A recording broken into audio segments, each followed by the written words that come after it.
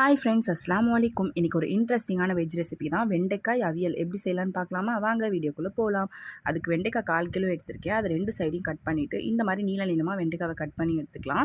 வெண்டைக்காய் அவியலுக்கு வந்து இப்படி தான் கட் பண்ணணும். இப்போ ஒரு கடாய் வச்சு கடாயில் எண்ணெய் ஊற்றி எண்ணெய் சூடானோன்னா கடுகு, அப்புறம் 2 கொத்து கருவேப்பிலை சேர்த்துக்கலாம். ஸ்லைஸாக கட் பண்ண 2 பெரிய வெங்காயத்தை சேர்த்து நல்லா வதக்கிட்டு வெங்காயம் வெந்தோன்னே 2 தக்காளி கட் பண்ணி சேர்த்துருக்கேன். தக்காளி வந்து கொஞ்சம் காயாக தான் இருக்கணும். அப்போ தான் இந்த அவியலுக்கு வந்து டேஸ்ட்டாக இருக்கும்.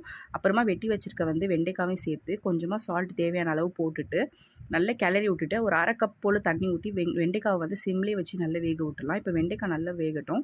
இப்போ மிக்சர் ஜாரில் கொஞ்சம் தேங்காய், அப்புறமா ஜீரகம், 5 பல் பூண்டு, கொஞ்சமாக மிளகாத்தூள், மஞ்சத்தூள் சேர்த்து இந்த மாதிரி கொரப்பாக தண்ணி சேர்க்காமல் அரைச்சி எடுத்துக்கலாம்.